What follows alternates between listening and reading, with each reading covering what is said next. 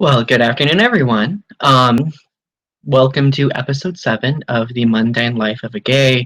This has basically transformed into a series where I talk about randomness, current events, or topics specifically themed around LGBTQ life. And I have a couple of things that I really want to talk about today, but I'm going to be covering several topics. But really, the primary thing that I want to reflect on is online dating and how my perception of it has changed over time and body positivity. But first and foremost, I figured I would just give everyone a few updates on my life. I hope everyone is great. I hope you guys are doing well. I have the live chat open, by the way, so if you want to say anything, feel free to say something. And Lacey already said something. She's my roomie and one of my besties. So hi, Lacey. I love you. Um, but uh, First and foremost, things have been a little hectic lately. I've been on spring break, but that's been nice. But before that, school has been kind of hectic. So recently, I got my tattoo touched up. I don't know if you can see it. I don't even think I've talked much about it yet, but I ended up getting a semicolon tattoo to support suicide awareness, because a semicolon in a sentence represents the continuation of the sentence or the story, and symbolically it also represents the fact that I chose to continue my story myself instead of taking my own life. So that's why I wanted to get it. It was pretty meaningful to me, and my dear friend Tiffany Cups gave me the tattoo. She is a tattoo artist now, so if you want to check out her stuff on Instagram, follow her page. Just type in Tiffany Cups and you should be able to find her. I'll post a link to it in the comment section below so you guys can find it. Also, if you want, you can also check out my social media links. I have those listed too. I've been a huge fan of Instagram, so I post a lot on Instagram, and I've been kind of doing small little videos on there too. So if you want to watch me do more casual videos, feel free to check that out, because I mean they only allow 1-minute videos, so that's essentially what I do there. Let's see, last but not least, this is also good news in the department of my love life, which I've kind of made reference to here and there slightly, but I am currently in a relationship with someone and he's pretty awesome. In fact, he is responsible for this little piece of jewelry that I'm wearing here. It's very sweet, and I like it very much. I'm pretty happy, so I will probably mention him more in the future. In fact, he may appear in a video at some point in time. I don't know. It really depends on what we decide to do with that. But yay, right? Yay. So consequently, that is an interesting segue into online dating, because I met this person online, and I feel like over the past several years, the only place that I've been able to meet people is online. And I mean, I don't think it just has to do with the fact that, oh, technology is booming right now. But in the gay community, I mean, when you're living in rural Michigan and you're trying to meet people, you can't just simply go out to a bar and be all like, hey, you gay, you interested, what's up? Because you may possibly get punched in the face, which is kind of a scary thought, but it's something that I have to keep in the back of my mind, and that many other LGBTQ people have to keep in the back of their minds as well. So that's where online dating came in. And I remember way back when it first became popular, I would use certain sites like OkCupid or Plenty of Fish, and those were okay, but often it was frustrating, because you couldn't really gauge the people you met. And then, of course, now we have dating apps. People call them dating apps. I call them sex apps, because that's essentially what they're designed for. Like Grindr, Growler, I think there's one called Scruff, if I remember correctly. There's a whole slew full of them. And over the past year, I kind of got in my mind, I was like, I am not, sorry, my hair is driving me crazy right now. Over the past year, I've been like, I'm not going to use sex apps, because I have standards. Like, in my mind, I was like, I have standards, that's why I'm not going to use them. And really, I kind of hated on them quite a bit. I remember, I think episode 2 of The Mundane Life of a Gay was me saying that Grindr is not a dating site. And the truth is, I feel like I've drastically changed my opinion on that because Grindr makes it a lot easier to communicate with people and to meet people because more gay people use it. Um, it streamlines communication in many different ways. The only unfortunate downside is that you have to deal with a lot of creepy people and a lot of people who are trying to be sexual, and it's very difficult to find someone who actually wants something more. And thankfully, in my case recently, that has been the case. I have found someone else who wants something more, and it's pretty amazing. So those people are out there. If you are like me, if you were like me and you're kind of discouraged about Grindr and other apps like that, at least try, like, give it the benefit of the doubt and try, because you may find someone who wants something that you want, who may want romance, who may want intimacy, who may want something more than sex.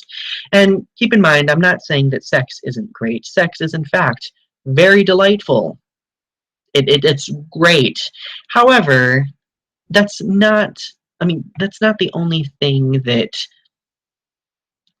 makes a person. And I don't know, after like, I got to a certain point where I was really discouraged over the past few months. I'm like, you know what, I'm just going to get on there and I don't care what comes my way. Like, I don't care if sex comes my way or what. It did not. I was obviously good. I kept telling myself, oh, I don't care, but really I always did care.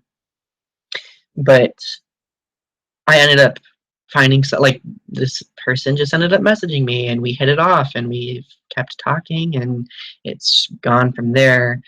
So at least give it a chance, because you may be surprised. And it kind of connects back to what I've talked about in a prior episode about putting yourself out there, because sometimes you may have to put yourself out there in ways that you don't want to be put out there. You may have to go out in public if you're not comfortable being gay and you want to meet someone. You may have to put yourself out there. You may have to take that leap of faith, because if you don't, you may miss opportunities. You may miss the person who feels the same way you do, who wants the same thing. But yeah, online, like, keep in mind, I'm not saying that online dating is perfect by any means, because I do believe that it has some very substantial flaws. People may misrepresent themselves. People may not be honest. People may try to lead you on in a direction that you think is good, but may end up not being good. Believe me, been there, done that. It's happened to me many times, and it's very scary sometimes. I've even had a stalker before from a dating website, and it can get kind of scary, definitely. But it's not to say that it shouldn't be something you should try. Okay, but I mean, I've had a lot of people come to me over the course of my stint here on YouTube asking me, like, well, how am I supposed to meet people? I don't fit in. Like, why? Like, gay people are very shallow. They're very difficult to deal with, sometimes based on their preferences sexually or with regard to physicality. So why should I put myself on a dating app or a sex app that objectifies people? And the truth is, I know it's not perfect. What we have is not a perfect system. The purpose of apps like Grindr and Growler are very flawed, in my opinion, and I don't agree with them. But if that's the only way for people to connect to each other, to a larger pool of people, then sometimes you may have to wade through some bad apples before you find the good one. Right? And I feel like that's the same philosophy for everything, like, for dating in general, for love in general. You may have to just wade through a few bad apples in order to find something good. But I mean, that's not saying that I'm not excusing people who sit there and objectify and sexualize guys, because you've heard me talk about it many times. I've been objectified and sexualized basically since I've come out. Like, that has comprised most of my experience being a gay man. But at this point in my life, I'm in my late 20s, I want to try to change that. I want to help a lot of gay people understand that, hey, there is more to us than sex. Sex is important, yes, but there there are qualities in each of us that define us in meaningful ways that should be acknowledged and should be cherished and accepted. And until we start kind of internalizing that, I don't think we're going to see that. And another problem is that a lot of gay men have convinced themselves that all they're going to get is sex, like that's all they're worth. I've been there before. And you really need to do a lot of introspection, a lot of soul searching in order to convince yourself that that's not all you're going to get. After I was sexually assaulted and after my first few dating attempts way back when after I came out was nothing but guys wanting sex from me, I told myself, I'm like, if that's all that I'm worth, then what's the point? And when I did that, I really closed off and became a very hollow person. And in many ways, to this day, I'm still healing from that type of mindset. Because when you build a wall around yourself, it takes a while to break that down, So I keep checking back to see if anybody has messaged anything. Hello, Pimp Monk X. How are you? It's good to see you. Thank you for joining me here today. But consequently, the whole conversation of shallowness and online dating brings me to the whole discussion of body positivity, because not long ago I saw this BuzzFeed article. You know how BuzzFeed does a lot of lists? Well, I love BuzzFeed, and I read them frequently, but they are very vocal about the sexualization of women, but they are not vocal about the sexualization of men. So they can make a listing objectifying men in every way, but they won't heed the fact that, men suffer from objectification too. We internalize what we see as being the perfect body, and it does harm us in many ways, even though we may not realize it, or even when we may not even talk about it, because culturally we are discouraged from talking about that type of thing, right? Because it should not, most people think that it's not something that should happen to men, it just happens to women. Kind of similar to the whole open conversation about sexual assault. It seems to be exclusively for women, it excludes men, and that exclusionary attitude, that I guess you could say erasure of those voices, is very damaging. And that's something that happens a lot in the gay community. It's so apparent that almost every gay person that I have ever met has talked about it to some degree. They have been objectified, or they have been told that they aren't good looking enough, that their bodies are flawed in some way, that they are imperfect. And I don't care how good a person is with coping with bullying and things like that, but it's very easy to internalize those words and to remember them. Because, I can tell you, I can remember almost every single bullying experience that I've been through because I remember those words and I remember the actions that were taken against me. And I've been bullied a lot in the gay community by other gay men because obviously I don't fit the normal body image stereotypes that we see in the media, okay? Like normally when we see a gay man in the media, we see chiseled abs, muscles, like super like model-esque. And and it's not to say that that's not a bad thing, but when you see that as being the only depiction of gay men, that becomes problematic for younger gay men who are just coming out or who are not out yet, who feel that they need to change themselves in some way in order to be appealing. I did that a lot. Like honestly, I went through a lot of dietary problems when I was in college. I would only eat one meal a day, and the meals that I would eat would be very sparse. And I would lose weight because I felt like that's what I had to do. But now I don't do that. I think I look okay. Like I think I'm attractive, but I don't fit. Like if you look at me, I don't fit the stereotypes that we would see in the media, or the depictions that we would see in media. But over the course of the last few years, I've had to work really hard to tell myself that, Donny, you are attractive. Donny, you are appealing. Donny, don't be afraid of you know, strutting your stuff once in a while because you got it too. We all do. We have different attributes within ourselves and outside that are appealing to people. And thankfully, that has been recognized now that I've changed my mindset. And now that I'm actually capable of seeing that, oh, that person checked me out. Damn, I feel pretty good about that. So, now, this is not to say that if a person wants to improve themselves, that they shouldn't. Like, for example, I've been trying to work out more. Like, I really want to, I don't know, I want to become a little bit more toned, I guess, because there was a point in time where I used to be, and I just remember not only did I feel better about my body, but I also felt better mentally altogether. But honestly, if I didn't even do that right now, I would be satisfied with the state of my body because I do believe that I am an attractive individual. But a lot of gay men go through this process, this kind of body dysmorphia, where they have to struggle to find the attractive qualities within themselves. And and I think that's a symptom of being exposed to words like, oh, well, you have to be hot or sexy, or and getting those words are great, and I do enjoy when I am told that I am hot or sexy or cute.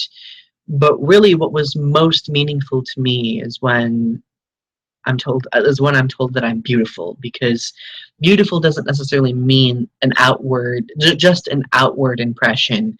It's also like an inward impression of who I am, combined with that outward appearance.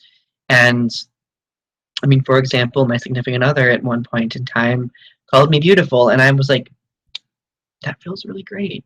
Like, I felt really empowered hearing that, because to me that shows that he's looking at me for more than just my outward appearance. He's looking at me as an entire person, you know.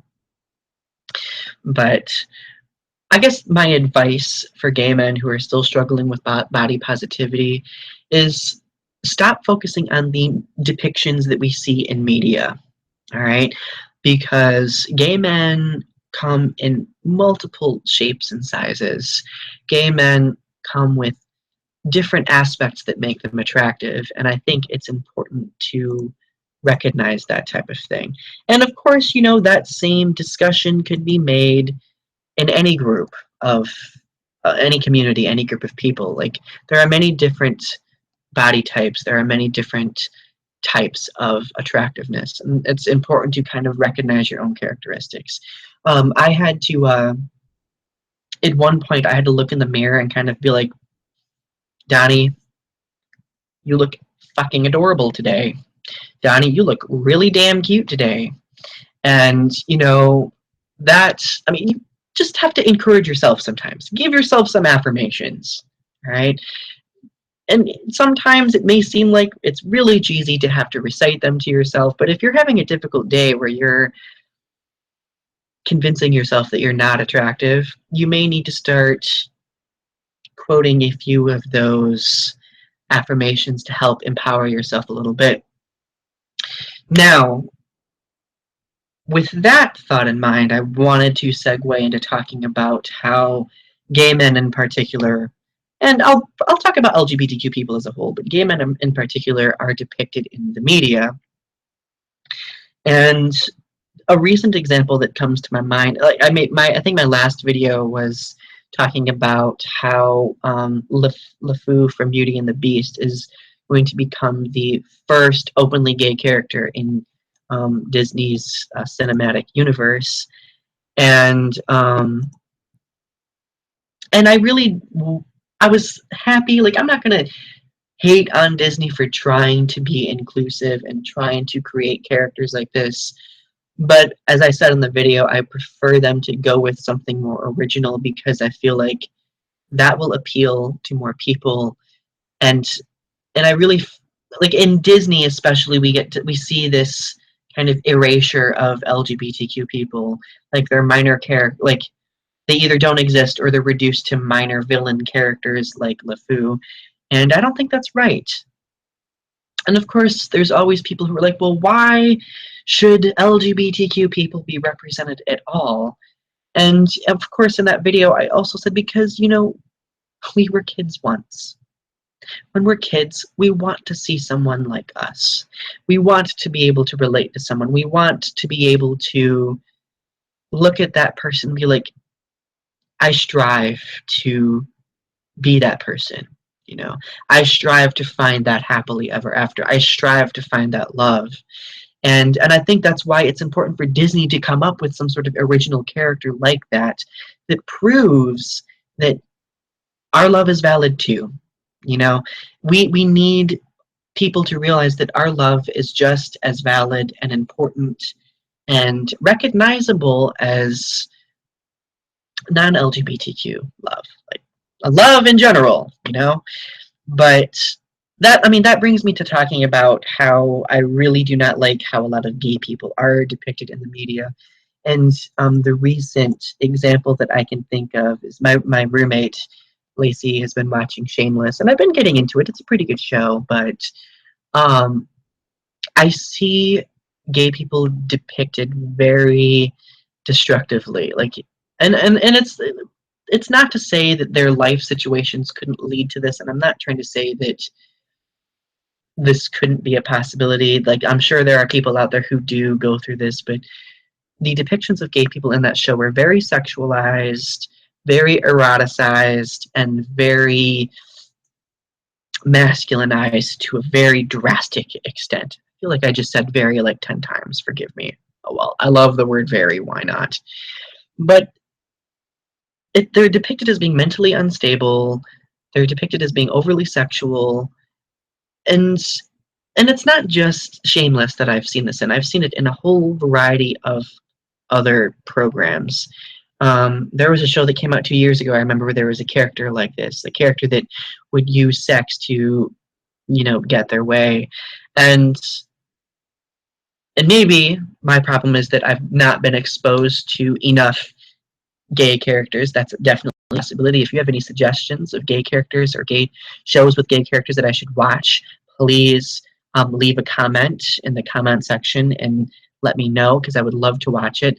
But I do see that a lot of gay men are represented in very sexual and destructive ways, and I think that's something that needs to change as well, which is one reason why I am super excited about the upcoming Star Trek series, Star Trek Discovery, which is supposed to be coming out at some point this year. I don't know when, but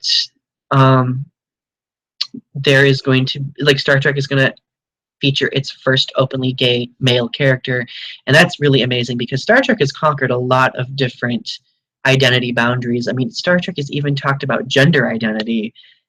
Star Trek has had same-sex relationships with regard to women, but there's never been a depiction of, like, gay men at all. And I mean, that could be because the majority of Star Trek's audience is men, and maybe the directors thought that, oh, well, that's not an area we want to go into because we don't want to make our predominantly male audience uncomfortable. But with Star Trek Discovery, I think there's going to be an excellent opportunity to depict gay men in a different way that doesn't rely on the drama of sexualization or mental turmoil in some way. And that kind of brings me to like yesterday, I think it was yesterday, maybe it was the 20th anniversary of the TV show Buffy the Vampire Slayer, which is one of my favorite TV shows. And that show streamlined and really paved the road for gay people being depicted in the media.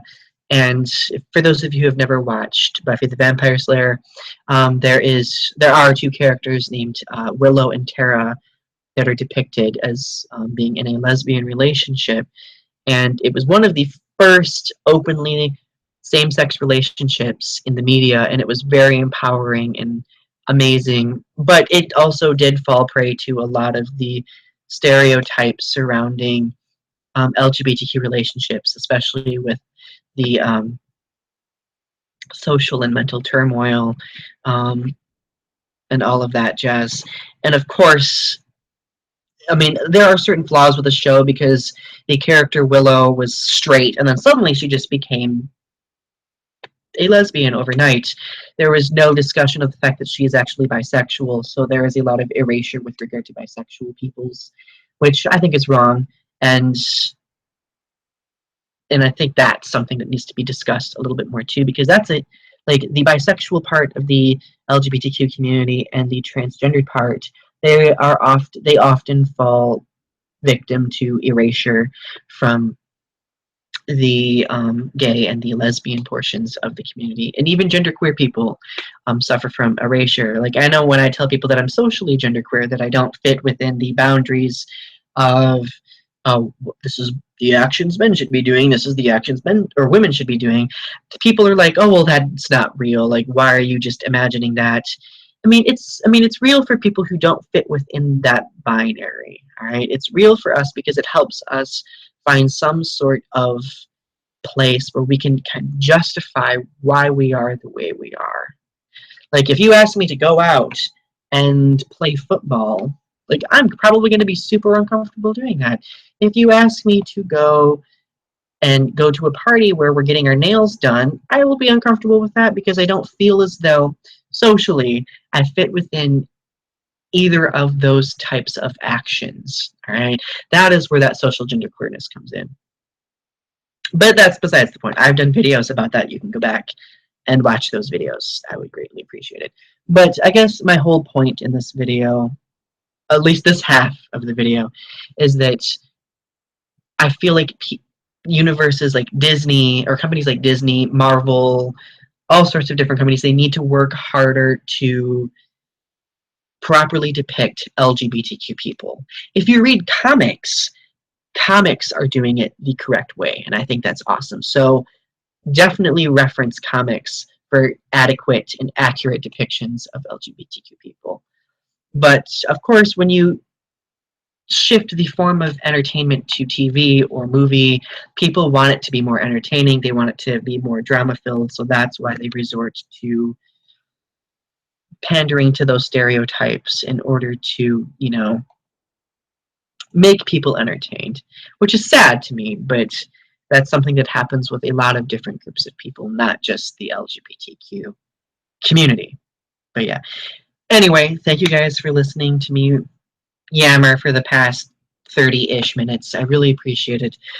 If you haven't yet, please subscribe to my channel. Share your thoughts in the comment section below. Check out my social media links, all of that jazz. Check out my music channel, Donny Winter Music. And also check out my WordPress blog, which is something new that I've been doing. I'm going to be posting written articles on there about the subjects that I discuss, so feel free to check that out. And stay tuned for my next video, which will be the next episode of Disempowering Depression. All right, well, I hope you guys have a great night. And again, thank you for taking the time to listen.